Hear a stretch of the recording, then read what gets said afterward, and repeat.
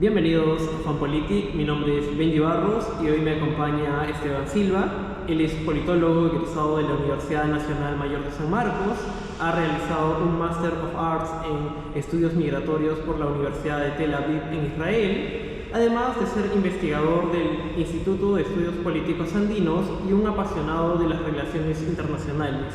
Un gusto, estimado Esteban, bienvenido al programa. Igualmente, Benji, muchas gracias por la invitación.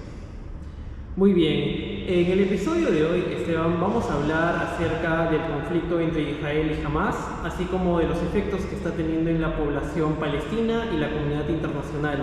En ese sentido, vamos a realizar una breve contextualización de lo que está pasando.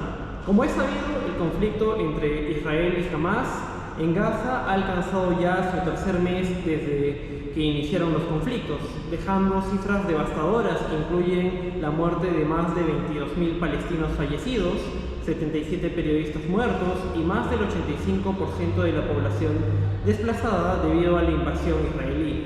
La Franja de Gaza se encuentra inmersa en una profunda crisis humanitaria, con viviendas e infraestructura civil en ruinas y una aguda escasez de alimentos, agua y medicinas. El conflicto ha desplazado la mayoría de los 2.3 millones de habitantes, mientras la comunidad internacional enfrenta desafíos monumentales para brindar ayuda en medio de una situación crítica. Organizaciones como la ONU y la UNICEF insisten en un cese inmediato de la guerra y de la liberación de los rehenes. Para entender más sobre esta compleja realidad, hemos preparado una entrevista para explorar diferentes aspectos de la crisis, desde la respuesta internacional hasta los desafíos humanitarios y diplomáticos. Muy bien, Esteban. Para comenzar con esta entrevista, quisiéramos que nos cuentes más sobre los orígenes históricos del conflicto, puesto que sabemos que no es un conflicto como tal actual, sino tiene más de 100 años de vigencia. Bien, hablando en términos históricos, el levante mediterráneo, como podríamos conocer esta región ubicada en la zona extrema derecha del Mediterráneo, frente a Europa, ha sido siempre una zona codiciada por los pueblos que han pasado por allí. Históricamente, hace cerca de 5.000 años, los cananeos poblaron la zona y posteriormente se establecieron los reinos judíos, primero el llamado Reino de Israel y posteriormente dividido en los reinos de Galilea y de Judá. A lo largo de la historia, posteriormente, este lugar ha sido colonizado por diferentes imperios: los romanos, los persas, los griegos, los mamelucos y finalmente los otomanos. ¿Por qué esta zona es tan atractiva para los imperios y para los diferentes pueblos que se han asentado en este lugar? Por su ubicación estratégica exactamente en el medio entre Europa, Asia y África, en un mapamundi, que le dan en este momento acceso directo al canal de Suez. Antiguamente, el comercio internacional, antes de la existencia del canal de Suez, pasaba por los puertos de esta zona. Ejemplo de ellos son los puertos fenicios de Sidón y Tiro y la importancia histórica de los puertos de Haifa y Gaza para el Medio Oriente. En la zona, a partir de la colonización mameluca y posteriormente otomana, se establecen árabes de los diferentes países alrededor en una región conocida como la Siria-Palestina. Este nombre, que se crea a partir del término filisteo en latín, fue puesto por los romanos durante la colonización de Judea en el primer siglo de nuestra época. A partir de allí, durante muchas generaciones, árabes viven en esta zona y la presencia judía no se extingue pese a las expulsiones y a la persecución por cada uno de los pueblos que estuvo presente en esta zona.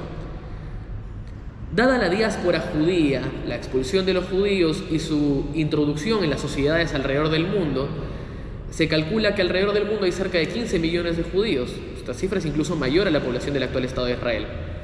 Y en la década de 1870, a partir del surgimiento del llamado sionismo, bajo las ideas de Teodoro Herzl, un judío askenazí del centro de Europa, se organiza en 1872 el Congreso Sionista Mundial, en el cual se acuerda la inmigración en masa de regreso hacia la tierra de Israel. Es así que entre 1872 y 1920, más o menos, cerca de 350.000 judíos emigran desde Europa y otras partes del mundo hacia Israel, lo que en ese entonces era la provincia de Siria-Palestina del Imperio Otomano. Pasa la Primera Guerra Mundial y el Imperio Otomano es desmontado al perder la guerra, por lo que toman posesión de la zona Inglaterra y Francia. Francia crea las provincias que hoy conocemos como los estados de Líbano, Siria, Irak, que previamente no existían como naciones, mientras que el Reino Unido toma posesión del levante mediterráneo de la entonces provincia de la Siria Palestina. Aquí hay un acontecimiento importante que mencionar con la creación de la Sociedad de Naciones, antecedente inmediato de Naciones Unidas. En 1922 se firma la llamada Declaración Balfour. En la Declaración Balfour, el Reino Unido se compromete a que el día que se descolonice la zona, el lugar va a ser destinado a lo llamado hogar judío, a un Estado judío. Los judíos seguían escapando de la persecución en ese entonces en Europa, dada su poca inmersión en las sociedades eminentemente cristianas, tanto de la Europa central como de España, Portugal, el norte de África y posteriormente de Sudamérica. Antes de la Segunda Guerra Mundial, un componente de judíos logra llegar también a la zona en 1935 y en ese lapso de tiempo se empiezan a fundar las primeras nuevas ciudades judías de la zona, como por ejemplo Tel Aviv, Netanya, Herzliya, y se empieza a notar una tensión cultural entre ambos pueblos. Prueba de ello son los llamados pogromos de Hebrón en 1929, cuando ciudadanos árabes empezaron una persecución y quema de villas contra ciudades o pequeños asentamientos judíos en la zona, al igual que las posteriores persecuciones. En ese entonces estalla la Segunda Guerra Mundial y la barbarie nazi en contra del pueblo judío. Amin al-Husseini, muftí de Jerusalén, gobernante religioso, se reúne con Adolf Hitler en secreto, mientras que del otro lado muchos judíos empiezan a escapar de Europa y otros, 6 millones en total, mueren en el Holocausto. Terminada la guerra, el Reino Unido sale del levante mediterráneo y cede las tierras a la recién formada Naciones Unidas. Previamente a esto, en la zona del levante mediterráneo, tanto guerrillas árabes como judías habían luchado contra la colonización del Imperio Británico, muchos de ellos asesinados en las prisiones o condenados a muerte. Por el lado árabe, las guerrillas aseguraban que los británicos estaban acondicionando el hogar para un hogar judío, mientras que los judíos aseguraban que existía una tensión contra ellos en la zona. El Eji, Irgun y la Haganá se fusionan estas guerrillas y conforman las actuales fuerzas de defensa de Israel. El 14 de mayo de 1948 se declara la independencia de Israel. La ONU propone un plan de partición para la creación de un Estado judío y uno árabe. En ese entonces todavía no existía la noción de una nacionalidad o grupo palestino. Israel, con su gobierno recién conformado, acepta esta división, mientras que del otro lado los gobiernos de Siria y Egipto, a nombre del pueblo árabe, aún no llamado palestino, la rechazan. Se libra una guerra entre las recién formadas fuerzas de defensa de Israel y las guerrillas árabes. El 15 de mayo de 1948 se produce la llamada Nakba. La palabra Nakba en árabe significa caos, catástrofe. Ese día, las fuerzas de defensa de Israel entran en muchas de las villas árabes a desplazar a su población forzosamente hacia la que hoy llamamos Cisjordania, Líbano, Egipto y Jordania. Es por eso que el día de hoy hablamos de refugiados palestinos.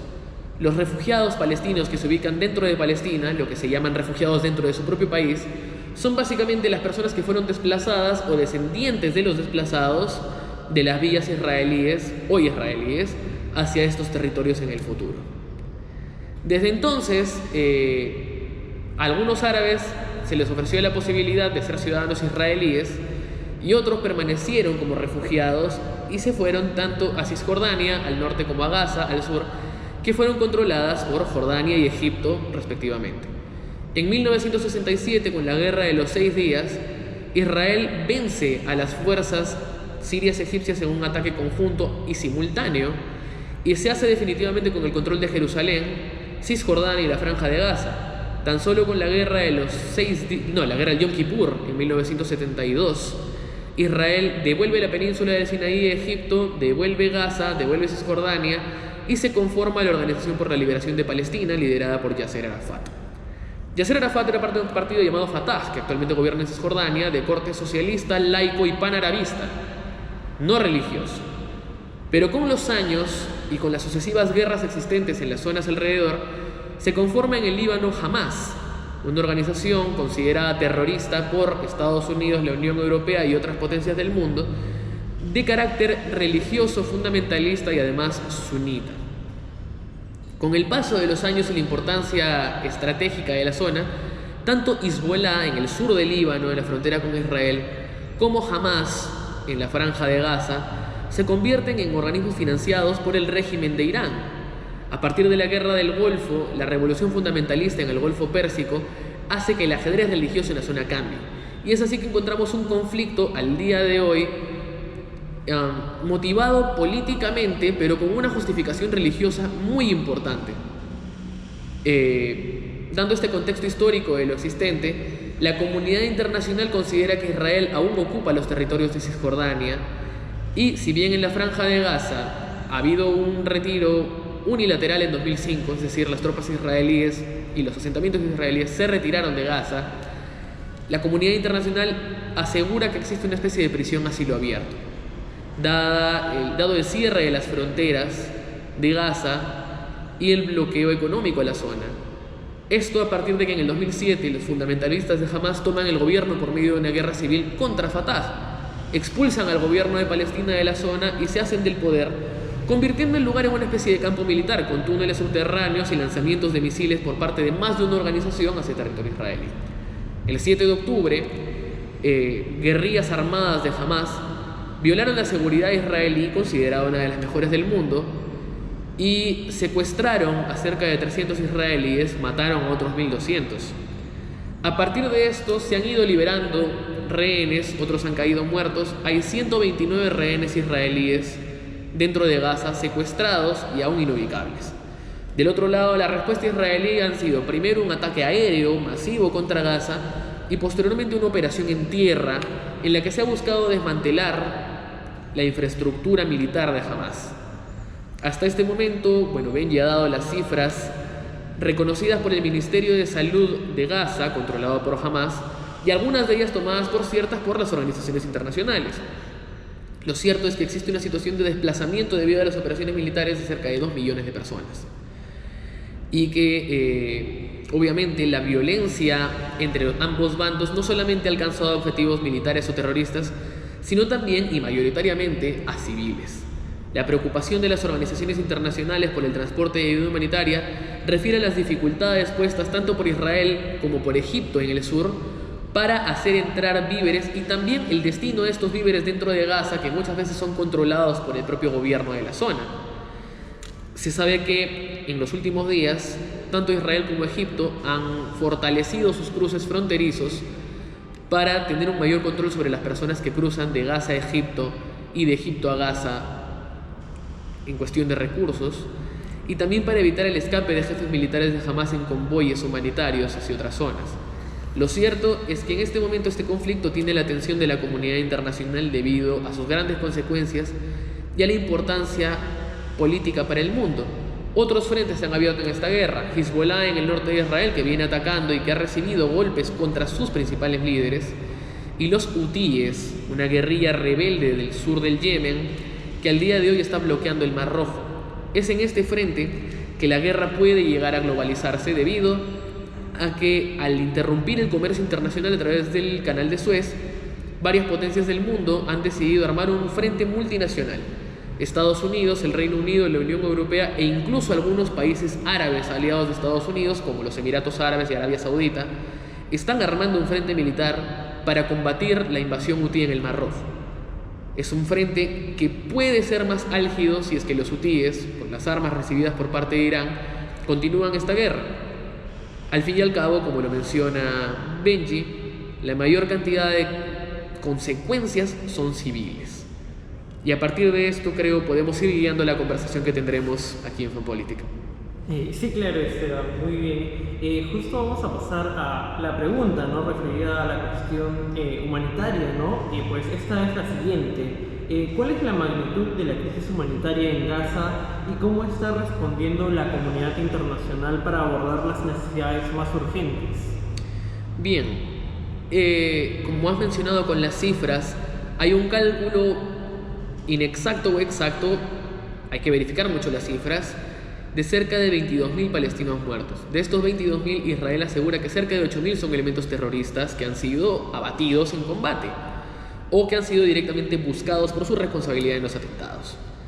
Sin embargo, es cierto, las consecuencias civiles son aún mayores y organismos como Naciones Unidas, mediante su comisionado, la UNRWA, y otras organizaciones internacionales denuncian ataques contra zonas operativas como hospitales o escuelas. El argumento israelí, el cual muchas veces se sustentó en pruebas gráficas, es que esta red subterránea de túneles que ha formado Hamas en la ciudad de Gaza y en la franja en general, cruza hospitales, universidades, mezquitas e incluso escuelas, donde se esconden armas, donde existen plataformas para el lanzamiento de misiles y otros. A partir de las operaciones de las fuerzas de defensa de Israel en territorio gazatí, cerca de 2 millones de gazatíes se han visto forzados a desplazarse dentro de la propia franja de norte a sur. Los habitantes del norte de la franja de Gaza fueron advertidos en noviembre de movilizarse hacia las ciudades del sur como Rafah o Deir el-Balá para evitar ser alcanzados por los ataques militares. En este momento en que Israel ya controla todo el norte de la franja de Gaza y está ampliando sus operaciones hacia el sur, las nuevas operaciones humanitarias apuntan a que los gazatíes tendrán que movilizarse nuevamente hacia el norte, mientras que Israel ataca elementos en Deir el-Balá, Shuhaya y otros barrios del centro y sur de Gaza. La situación humanitaria es complicada debido tanto al transporte de material humanitario, que debe ser muy controlado para evitar que nuevo armamento entre en la zona, como por la dificultad de los propios gazatíes para acceder a la ayuda humanitaria, tanto por la falta de transporte como por el control por parte del gobierno de Hamas en la zona. Han habido reportes de civiles asesinados por intentar asaltar carros de ayuda humanitaria y demás, pero lo cierto es que es una crisis humanitaria tal vez con precedentes, pero muy difícil de controlar. La comunidad internacional ha pedido un alto al fuego y además el libre traspaso de víveres humanitarios hacia Gaza. Es cierto, en cumplimiento del derecho internacional, Israel ha habilitado un corredor humanitario en el cual no han habido frentes de guerra entre el norte de Gaza y la ciudad de Rafah al sur. Sin embargo, en este momento todas estas zonas son inseguras debido a que los combates se están librando entre milicias de Hamas y el ejército de Israel. Entonces, en términos de números ya mencionados, la cantidad de desplazados, y también en términos operativos, la reacción de la comunidad internacional. Egipto ha abierto eventualmente su frontera al paso de ayuda humanitaria y también lo ha hecho Israel a partir del paso de Kerem Shalom para la ayuda humanitaria dada por Naciones Unidas y por el Reino Hashemita de Jordania, que han podido introducir ayuda humanitaria como alimentos y suplementos básicos para la población gazatí. Sin embargo, con esta renovación de los mecanismos de seguridad en la zona, crece esta preocupación y, como lo mencionábamos, otras organizaciones han pedido tanto el alto al fuego como el libre acceso a la ayuda humanitaria. En Asamblea General de Naciones Unidas se han votado hasta 3 resoluciones al respecto, mientras que en Consejo de Seguridad estas resoluciones han sido permanentemente vetadas. Es decir, no ha habido ninguna intromisión militar de la comunidad internacional y es difícil que la haya directamente para poner orden en la zona. Muy bien, bueno, hablabas también justamente de esta cuestión del veto, ¿no? Me parece que Estados Unidos ha estado vetando justamente lo que vienen a ser estas propuestas, ¿no? Que se han estado dando en asamblea. Entonces, en ese punto también, por ejemplo, nosotros vamos viendo cómo es que hay hasta cierto punto un doble discurso también, ¿no? Por parte de potencias como los Estados Unidos, ¿no? Teniendo en cuenta esto, la situación también que está librando Ucrania, ¿no? En la cual también se está dando un conflicto militar y en la cual incluso se ha condenado a Vladimir Putin, ¿no? Con respecto a la cuestión de haber cometido crímenes de guerra, ¿no? En ese sentido, más o menos, ¿cuál es más o menos tu visión, ¿no? De lo que debería pasar en Israel, ¿no? Porque algunos especialistas y medios de comunicación mencionan, ¿no? Que incluso Benjamin Netanyahu debería ser llevado también, ¿cómo se llama?, a un juicio, ¿no? Por haber cometido crímenes de guerra, ¿no? Actualmente hay una acusación en la Corte Internacional de Justicia de La Haya contra Israel bajo cargos de genocidio. Esto va a ser complicado de categorizar para la Corte debido a que en la definición propia del término genocidio está, digamos, el asesinato por motivos étnicos. En este caso es complicado categorizar que Israel haya asesinado a población palestina por el hecho de ser musulmana o árabe, tomando en cuenta que son términos diferentes. Y además Israel ha apuntado como representante ante la Corte Internacional al juez Aharon Barak. Aharon Barak es un activista israelí y además expresidente de la Corte Suprema, que ha sido un referente doctrinario y además político del activismo contra la discriminación a los árabes israelíes y los trabajadores palestinos en la zona. Es difícil categorizar el término genocidio y es muy probable que esto no sea categorizado de esta forma por las características de la guerra, que son más, como decirlo, una guerra de supervivencia más propiamente que un conflicto étnico. Con respecto a las acciones de guerra, esto se ha mencionado muchas veces en la comunidad internacional, pero es difícil mencionar que alguna vez haya existido una acción concreta. No considero yo que haya habido tanto un doble discurso. Sí que Estados Unidos ha hecho prevalecer sus intereses en ambas zonas. Primero, al ser Rusia un hegemón del gas en el este de Europa, se sabe que existe un interés dentro de Ucrania y además atizado por las propias contradicciones étnicas en la zona del sur de Ucrania, Yarkov y la famosa península de Crimea. Es cierto, los ataques rusos han sido brutales en Ucrania y en estos días estamos viendo un recrudecimiento del conflicto. Mientras que en el caso israelí, Estados Unidos también ha hecho prevalecer su discurso. Mientras por un lado apoya militarmente a Israel con los presupuestos que se aprueban en el Senado israelí día a día, también se ha llamado a un cese de las hostilizaciones contra civiles gazatíes, que han incluido 2 visitas hasta ahora de Antony Blinken, el secretario de Estado. Blinken va a visitar nuevamente Israel la próxima semana para verificar la situación de los civiles en ambos lados. Oficialmente su visita tiene que ver con esto. El día de hoy, el ministro de Defensa de Israel, Yoav Gallant, ha dicho que la guerra va a pasar a un tercer estadio, que va a salir de los llamados ataques masivos para pasar a las llamadas operaciones especiales. Se prevé entonces que Israel deje de atacar en masa zonas civiles y que haga operaciones para la búsqueda de líderes de organizaciones terroristas. Mi visión al respecto es que es muy difícil, por no decir casi imposible, categorizar esta situación como un genocidio, pero que obviamente situaciones como el uso de fósforo blanco contra poblaciones civiles en masa o que las consecuencias de ataques militares en zonas densamente y masivamente pobladas puedan ser calificadas como crímenes de guerra. Dentro del propio país existen actualmente cuestionamientos contra Benjamín Netanyahu por la situación previa a los ataques, dado que hubo una negligencia militar por la cual estos ataques se dieron. Y lo segundo, por el manejo de la guerra y la cantidad de soldados que están muriendo. El día de hoy, el líder de la oposición israelí, Yair Lapid, ha pedido a sus aliados que abandonen el gobierno al considerar que Netanyahu no es una persona apta para dirigir el país. Entonces, es una situación que para la comunidad internacional viene complicada y en la cual los hegemones también están haciendo ver su posición política en su estado más crudo, en una realpolitik, por decirlo así. Irán, obviamente, pese a haber sufrido un atentado del Estado Islámico, sigue responsabilizando a Israel de muchos asuntos externos a la guerra. Rusia, si bien ha mantenido un silencio permanente frente a este asunto, dota de capacidad militar y tiene imágenes en exclusiva por medio de sus comunicaciones de los túneles de Hamas en Gaza.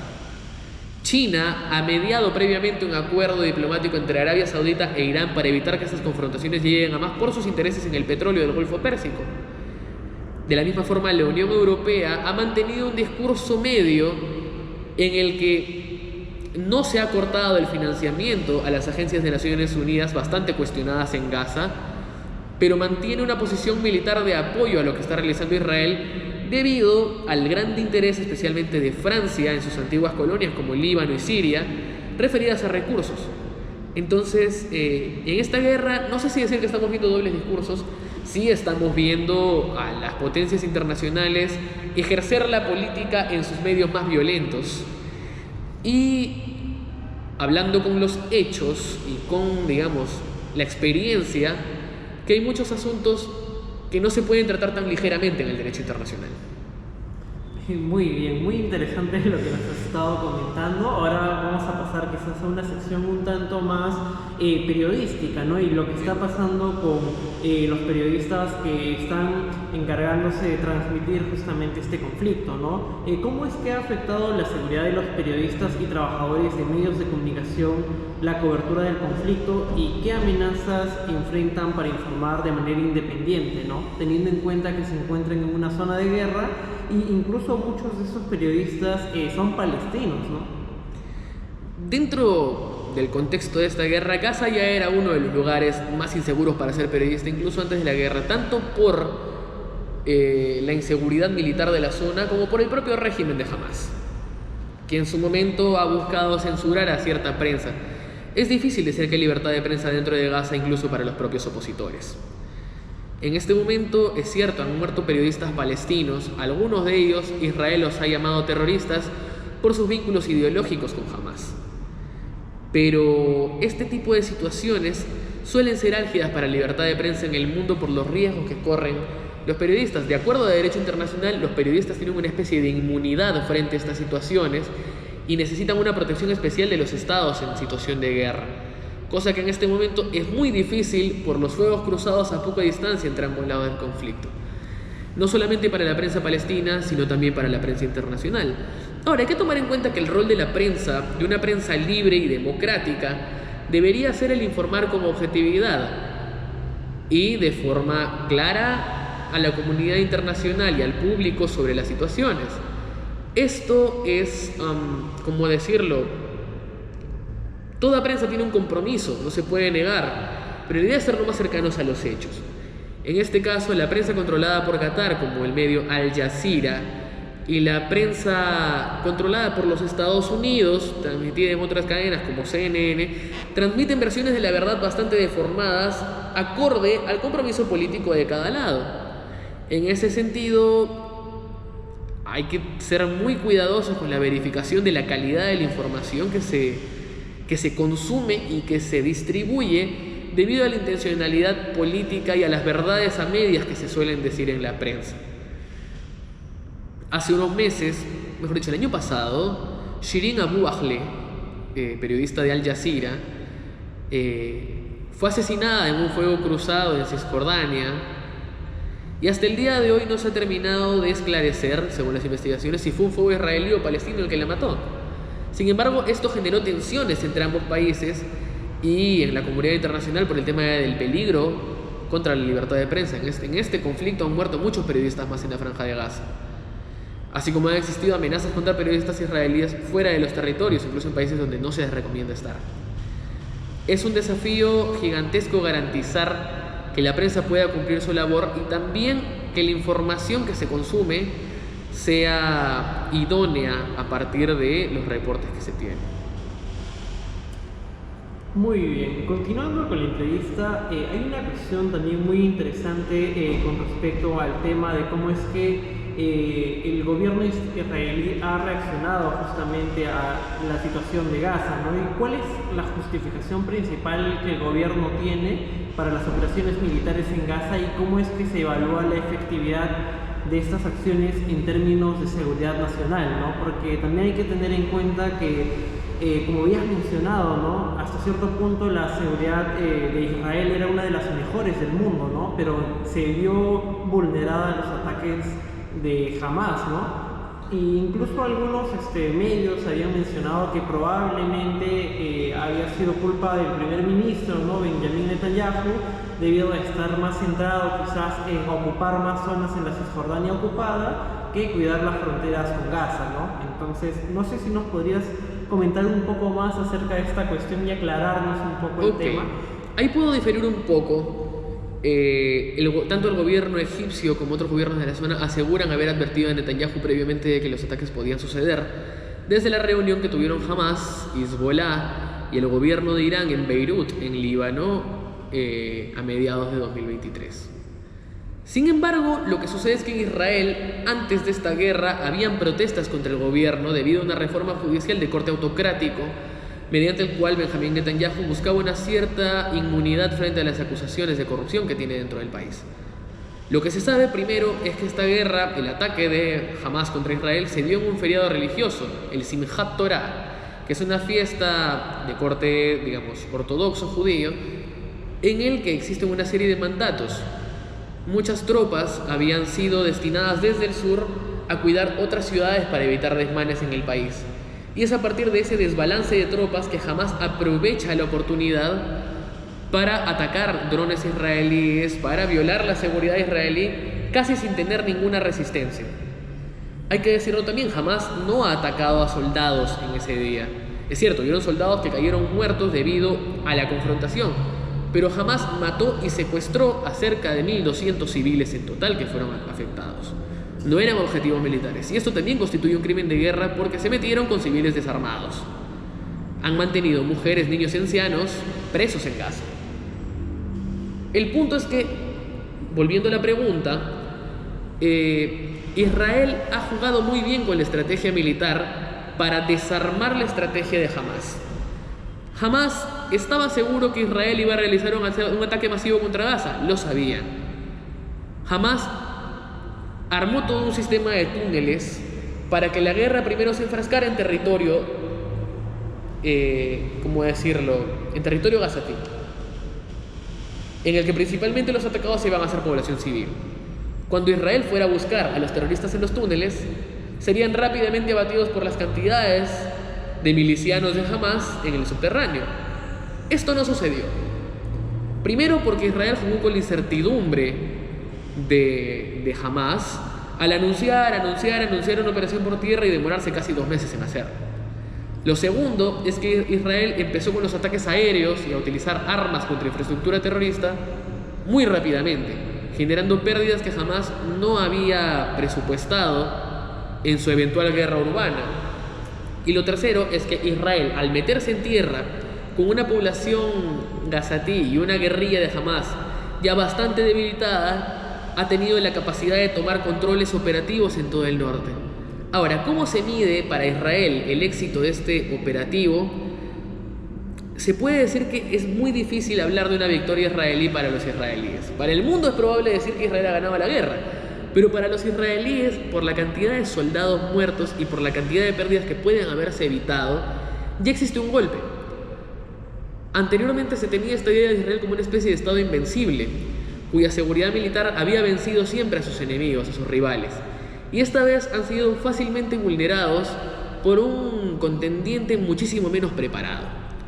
Entonces podríamos decir que el éxito de esta operación, precisamente por ello, se basa en la búsqueda del desmantelamiento militar de Hamas.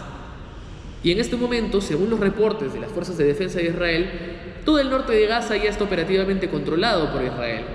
Se ha desmontado cerca de 300 kilómetros de túneles de armamento militar y se han confiscado muchísimos elementos para fabricación y distribución de armas. Mientras que en el sur de Gaza, donde está la población refugiada, se busca no entrar de forma masiva, sino, como lo había mencionado, generar operaciones especiales con una menor cantidad de tropas. Israel incluso ha estado liberando ya reservistas para que vuelvan a sus casas y dejen de combatir. Sin embargo, hay otros 2 frentes en guerra en los cuales es posible que la situación se ponga más álgida. El primero es Hezbollah, en el norte de Israel, sur del Líbano, cuyo ejército se dice es el ejército no estatal más poderoso del mundo y que aún, debido a la situación, está completamente controlado por Israel. Al haber Israel controlado a Hamas y al estar alerta frente a la guerra, Hezbollah no ha podido atacar a Israel de forma masiva, sino únicamente por misiles que no han causado muertes. Y además, Israel ha asesinado a varios líderes de Hezbollah, tanto en Líbano como en Siria. Se espera una respuesta contundente por parte de Hezbollah e Israel asegura que está listo para cualquier situación.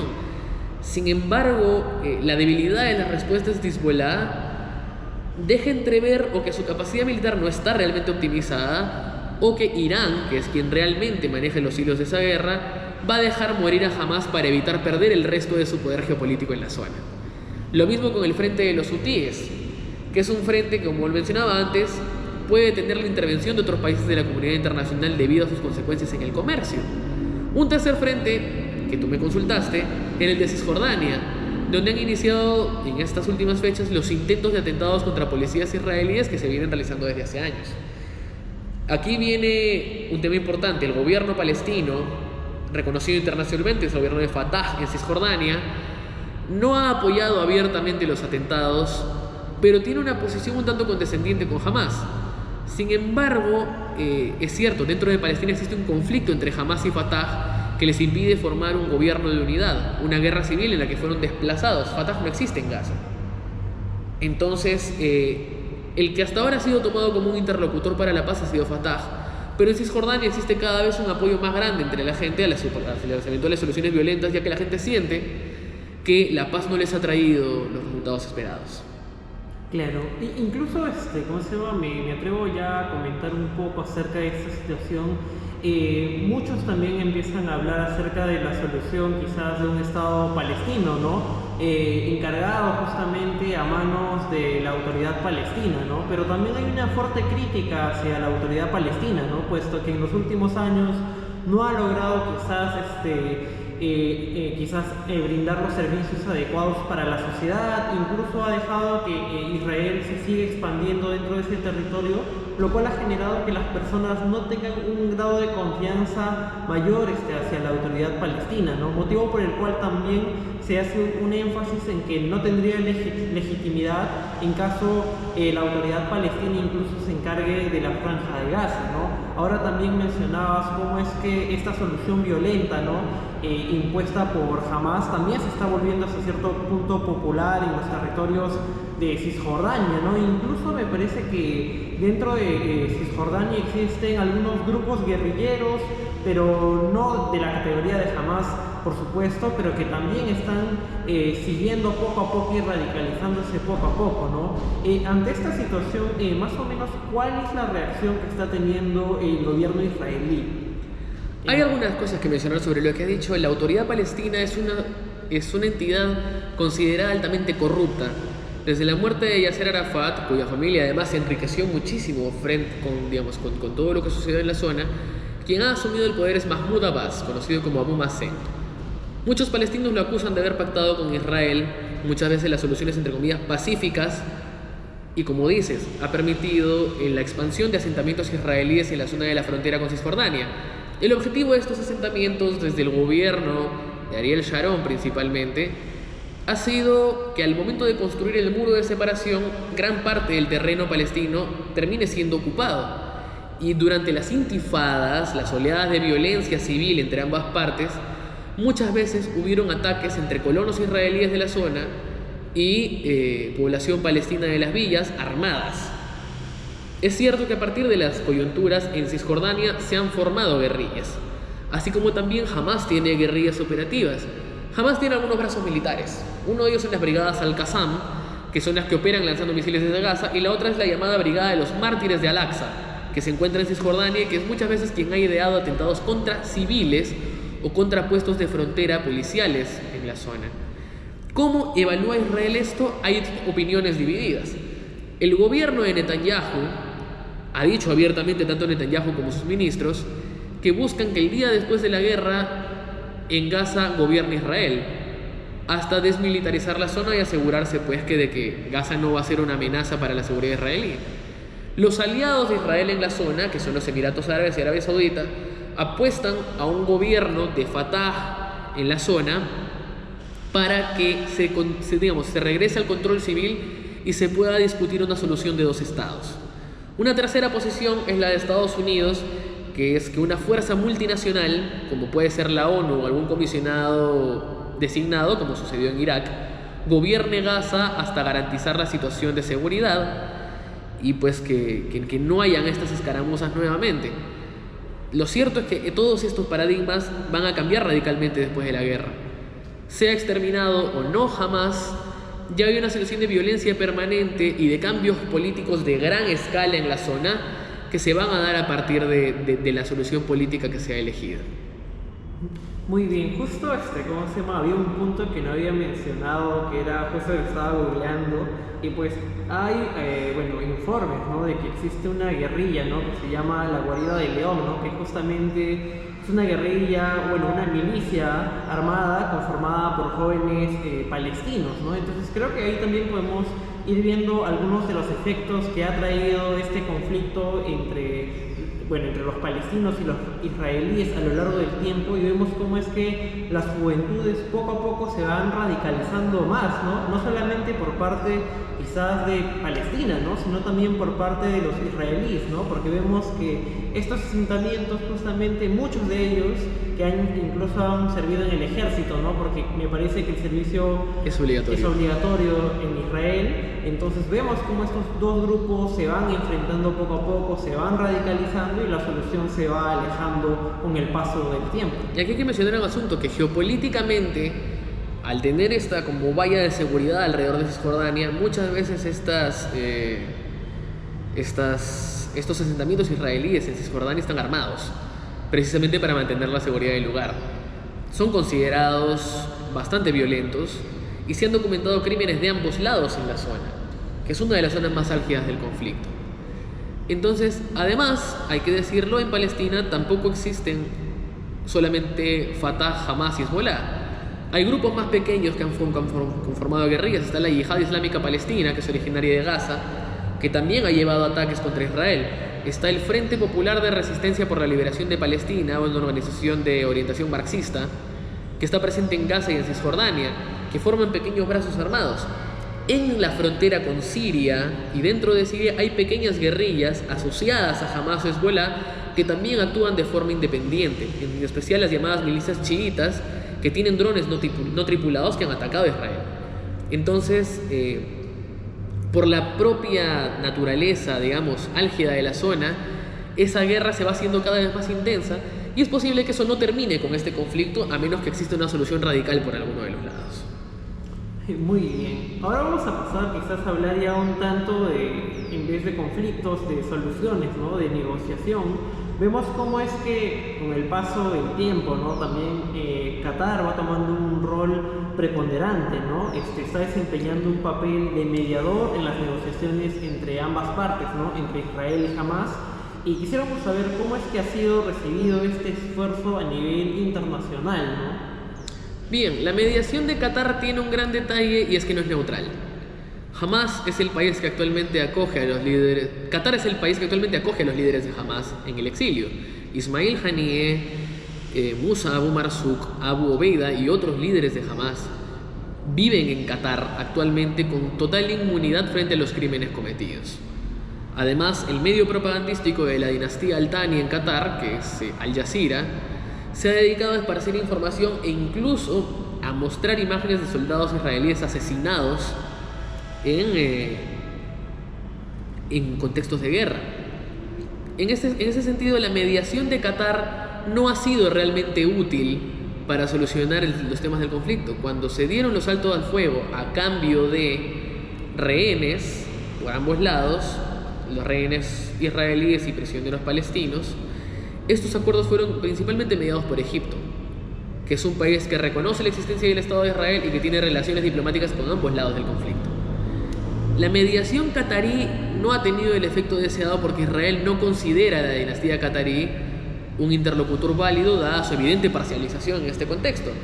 Quienes más han contribuido a la solución, digamos, temporal en este asunto han sido, por un lado, el Frente Arabia Saudita con los Emiratos Árabes Unidos, que tienen influencia política de los Estados Unidos, y por otro, Jordania y Egipto, que son los aliados regionales que reconocen a Israel y que además tienen lazos estrechos con los gobiernos y las organizaciones palestinas. Entonces, como lo mencionaba, el rol de Qatar es ampliamente discutido a nivel de la región. En la comunidad internacional obviamente se valoran los esfuerzos por la resolución del conflicto, pese a no haber tenido los efectos deseados. Muy bien. También me parece interesante cómo es que la comunidad internacional va reaccionando, ¿no? Vemos hasta cierto punto cómo los países del tercer mundo, ¿no? Van reaccionando, sino también conocidos como los países del sur global, ¿no? Tienen una postura. Quisiéramos saber más o menos cuál es la postura tanto de los países del sur global, de los países de la Unión Europea y quizás otros actores internacionales, quizás como China, Estados Unidos o incluso Rusia, ¿no? Que nos habías ido explicando un poco. En Sudamérica, hablando desde el sur global, países como Colombia, Bolivia y hasta cierto punto Chile han condenado, como dicen ellos, al Estado de Israel por sus crímenes de guerra, etc. Y hay que tener una explicación política para ello. Irán tiene un proyecto de larga data, junto con Bolivia, desde el gobierno de Evo Morales, para la exportación del litio boliviano que es utilizado en la fabricación de armas. La posición boliviana es coherente con su orientación política.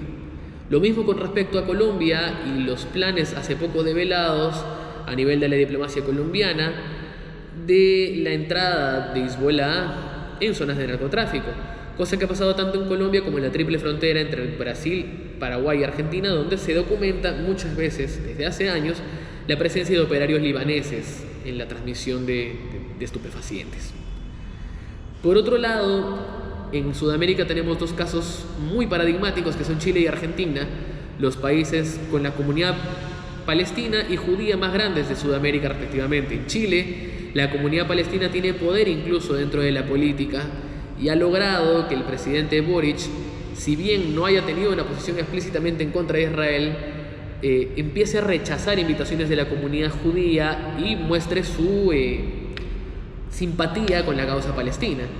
Mientras que en Argentina el nuevo gobierno de Javier Milei es abiertamente pro-israelí y además la comunidad judía ha tenido la posibilidad de llevar sus demandas al más alto nivel. Incluso hay secuestrados por Hamas que tienen la doble nacionalidad israelí y argentina y se buscan esfuerzos del gobierno argentino para poder liberarlos sin ninguna condición y de forma pacífica.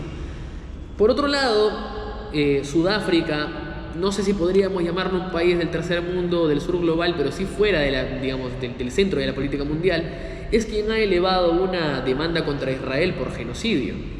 Teniendo la experiencia del propio apartheid en Sudáfrica, se considera que esto es una acción más que todo simbólica, pero que va a incluir todo un proceso legal. Por otro lado, en el sur de Asia podríamos hablar de los países con gran mayoría musulmana. Indonesia, que es un país con mayoría musulmana en el mundo, muchas veces es el país musulmán más grande del mundo, tiene casi 200 millones de musulmanes, buscaron boicotear campeonatos deportivos en los que participaba Israel. Y podemos hablar de que varios de esos países, como Malasia, Brunei Darussalam, Indonesia y los sultanatos ubicados en la zona, han apoyado abiertamente la causa palestina, pese a no tomar ninguna acción directa.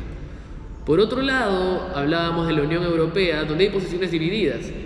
Si bien la Unión Europea está prestando sus tropas para este frente multinacional contra los hutíes, y varios de sus países como Italia, Francia o Hungría han condenado abiertamente a Hamas y prestado su apoyo a Israel, también hay posiciones divididas. Ursula von der Leyen, quien es actualmente la presidenta del Parlamento Europeo, ha abogado para evitar cortar el financiamiento de las cuestionadas agencias humanitarias en Gaza. Y actualmente el gobierno español, al mando de Pedro Sánchez y la coalición de izquierda, ha tomado una posición bastante notoria en la demanda por genocidio presentada por Sudáfrica. Esto ha sido cuestionado por Israel debido a los lazos históricos entre ambos países y también por las demostradas relaciones de muchos organismos con terroristas palestinos. Por otro lado, hablábamos de los intereses de las potencias en la zona. Estados Unidos, pese a su posición militar, parece tener dentro de su línea diplomática la idea de poder terminar una solución de dos estados al final de esta guerra. Por ello se busca, potenciar a los interlocutores válidos que desean la paz, tratar de estabilizar la cuestión en la zona y evitar las casualidades civiles. Rusia, por su parte, tiene documentación exclusiva sobre la infraestructura construida por Hamas. Y China, que tiene interés en el petróleo del Golfo Pérsico desde hace años, viene intentando restablecer relaciones entre los países árabes enfrentados entre sí para evitar una mayor inestabilidad que le impida realizar acciones comerciales en la zona. Claro, incluso por ejemplo ahí es importante destacar también la mediación de China, ¿no? Justamente esta cuestión del establecimiento o restablecimiento, mejor dicho, de las relaciones entre Irán y Arabia Saudita, ¿no? Por otro lado, también me parece importante cómo es que para Rusia esto, estos sucesos son de suma importancia, ¿no? Puesto que distraen a los Estados Unidos del frente de batalla entre Rusia y Ucrania, ¿no? Que en realidad les está siendo ampliamente beneficioso, ¿no? Teniendo en cuenta que poco a poco, incluso los medios de comunicación se van enfocando más en Gaza que en el frente ucraniano, ¿no? Que evidentemente ahorita ha fracasado en su contraofensiva, ¿no? Totalmente. Continuando y ya casi llegando a nuestra sección final, quisiéramos hablar un poco más acerca de cómo es que han influido los viajes de figuras diplomáticas, ¿no? Como Antony Blinken o Josep Borrell en la situación actual, ¿no? Y cuáles son las perspectivas para una resolución diplomática, ¿no? Entendiendo también que, por ejemplo, la visita de Antony Blinken, ¿no? Un alto funcionario de los Estados Unidos, puede generar cambios reales dentro de las decisiones que toma Israel, ¿no? La presencia de Antony Blinken, que además de secretario de Estado de Estados Unidos es un miembro de la comunidad judía estadounidense, ha sido en gran parte una especie de límite o de aclaración para muchas posiciones de Israel. En ese sentido, muchas veces el ministro Yoav Gallant, ministro del Interior, y Benny Gantz, que es parte del gabinete de guerra, le han respondido abiertamente a Antony Blinken, rechazando sus declaraciones o buscando aclarar asuntos. Antony Blinken va a estar nuevamente la próxima semana en Israel buscando, ¿cómo decirlo? Como lo decíamos hace un momento, evitar que las políticas de guerra de Israel sigan cobrando vidas civiles palestinas. En ese sentido ya hay coordinación entre Yoav Gallant y Antony Blinken para el establecimiento de las llamadas operaciones especiales, dirigidas principalmente a líderes de Hamas, Hezbollah y otras organizaciones consideradas terroristas, y mucho más focalizadas, con menor cantidad de tropas y probablemente con mayor uso de inteligencias artificiales. Por otro lado, la posición de Josep Borrell, funcionario español, es totalmente contraria. Es un funcionario a quien jamás ha agradecido públicamente por sus esfuerzos en algún momento y que ha sido ampliamente criticada por Israel por ser considerado un desinformado sobre el conflicto. La Unión Europea no ha logrado ningún resultado, ¿cómo decirlo?, importante, salvo mantener la financiación a los programas humanitarios en Gaza. Pero las propias discordancias dentro de la política europea frente al conflicto han provocado que su injerencia real en el asunto haya sido bastante mínima.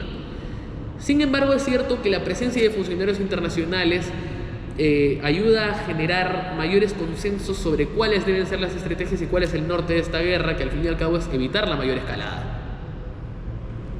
Muy bien. Y bueno, ahora para finalizar ya con esta entrevista que ha sido muy interesante, ¿no? Has lanzado muchos datos muy convenientes, ¿no? Incluso algunos que no sabía, como por ejemplo lo de Antony Blinken, ¿no? Me sorprendió bastante, la verdad.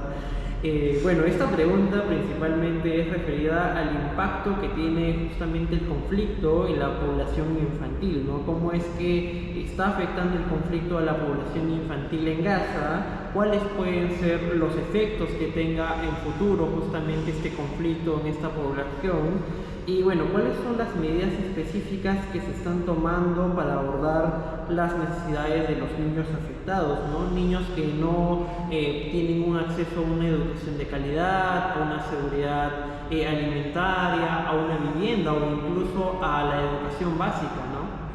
Primero, hay que hablar de este asunto en ambos lados. Por un lado, los niños que fueron rehenes de Hamas, y algunos de ellos aún desaparecidos, que aseguran dentro de sus traumas de guerra, muchos de ellos haber presenciado violaciones a las mujeres que han sido violadas, agresiones sexuales e incluso haber sido drogados durante su cautiverio. Esto constituye crímenes de guerra contra poblaciones desarmadas, contra prisioneros de guerra e incluso contra las propias normas que tiene el Islam frente a los prisioneros de guerra. También es cierto decir que los niños de Gaza están mucho menos protegidos en cuestión militar frente a los niños de Israel, porque Israel tiene un sistema de refugios antibombas, un sistema de defensa aérea, cosa que los gazatíes no tienen, propio de estar siendo controlados por una guerrilla, por una organización que no tiene un gobierno oficialmente reconocido ni las capacidades para hacerlo. Se ha encontrado armamento militar terrorista en muchas escuelas, incluso de las agencias de la UNRWA, el Alto Comisionado para los Refugiados Palestinos, en Gaza. Túneles construidos debajo de parques de juegos para niños. Y dentro de estos 22.000 palestinos muertos, muchísimos, cerca, entiendo, de 7.000 niños palestinos que sin tener nada que ver con la guerra han caído en combate. La comunidad internacional no tiene mucho que hacer en este momento debido a los accesos cerrados a la zona y a que la ayuda humanitaria es la forma más directa de llegar a ellos. Pero si esta ayuda humanitaria también es gestionada de forma corrupta o tiene dificultades para entrar, muchas veces sus necesidades no están completamente garantizadas. ¿Qué va a pasar el día después de la guerra? Israel proclama públicamente que desmilitarizar Gaza y eliminar a la amenaza de Hamas es su principal objetivo. Pero ¿qué asegura que niños que han crecido con el odio como educación y que lo primero que han visto han sido misiles israelíes en el cielo matando a sus familias, van a reaccionar de forma diferente y no se van a radicalizar? Lo mismo con respecto a los niños israelíes que han perdido familias y soldados, también se van a radicalizar. ¿Qué va a pasar con los niños cuyas escuelas, cuya educación ha sido pervertida y destruida al punto de enseñarles a odiar, de enseñarles a apuñalar y que ser terroristas es su próxima aspiración? De la misma forma con respecto a una sociedad en situación de trauma intergrupal como la israelí, en la cual cada vez los mensajes violentos son cada vez más parte del discurso público. ¿Cómo se puede garantizar que las infancias puedan construir un futuro pacífico en la zona y no recrudecer el conflicto? Eso es parte de un desafío para Israel, para el próximo gobierno palestino y para la comunidad internacional en su conjunto, que debe garantizar que estas poblaciones vulnerables puedan vivir su infancia, su niñez de forma digna. Pero eso no puede ser posible primero cuando hayan interlocutores que no quieren hablar de paz.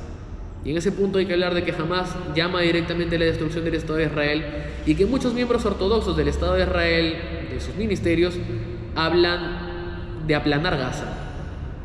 Esto no puede ser posible tampoco mientras los niños en Gaza funcionen como escudos de guerra para las milicias de Hamas, ni tampoco mientras que el mensaje público a los niños en Israel sea un mensaje de odio.